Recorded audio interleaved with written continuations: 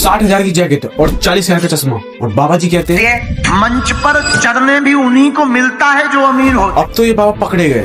बाबा देवेंद्र कृष्ण शास्त्री, जो लोगों को बताने से पहले उनकी प्रॉब्लम्स का पता लगा लेते हैं। संजय दत्त, सोनू सूद, गोविंदा, शिखर धवन जैसे तमाम बड़े सेलिब्रिटीज इनके पास पहुंच चुके हैं, और यहाँ तक कि सारे के सारे पॉलिटिशियन इनके पास जा चुके हैं। भूत भगाना हो, अगले जन्म में लड़का होगा या लड़की, और उसके माथे पे तिल होगा, ये सारी कुछ बातें बाबा जी लैब बता चुके हैं धीरेन्द्र कृष्ण शास्त्री। दरअसल इनका जन्म मध्य प्रदेश के चित्रपुर जिले के गढ़ा गांव में हुआ था। इनके दादाजी भी इन्हीं की तरह पर्ची निकाला करते थे और इन्हीं की तरह प्रेडिक्शन किया करते थे, और इसी वजह से इनके गांव के लोग इनको बहुत मानते थे, और इसी वजह से इनको इनके गांव वालों ने पीठाधीश्वर की उपाधि दे दी थी।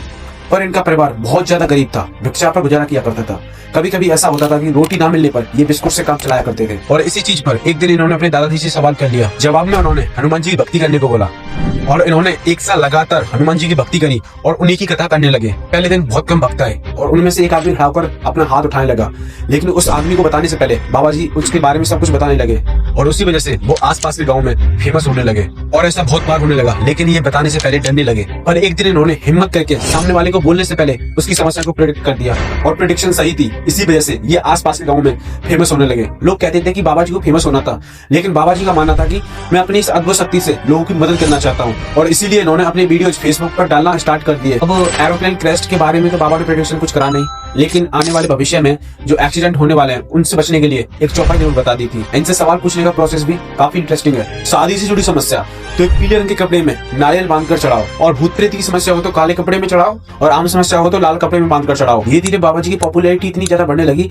कि ये टीवी चैनल्स पे लाइव कथा करने लगे, और विदेश में जाकर कथाएं करने लगे, यूके, अमेरिका वगैरह में। और साथ ही जो पॉपुलर जर्नलिस्ट है उनके साथ इनके इंटरव्यू आने लगे, और बिहार में तो इन्होंने सबसे बड़ी कथा का रिकॉर्ड ही तोड़ डाला था। और फिर आया एक बड़ा चैलेंज। महाराष्ट्र के अंधश्रद्धा निर्मूलन समिति के द्वारा एक चैलेंज लिया गया था, और चैलेंज ये था कि साइंटिस्ट और कॉमन पीपल रैंडमली चूज करके एक कमरे में बंद किए जाएंगे, और उनके सामने इनको अपनी शक्तियों का प्रूफ करना था, और इनको इनाम के तौर पर 30 लाख रुपए दिए जाएंगे।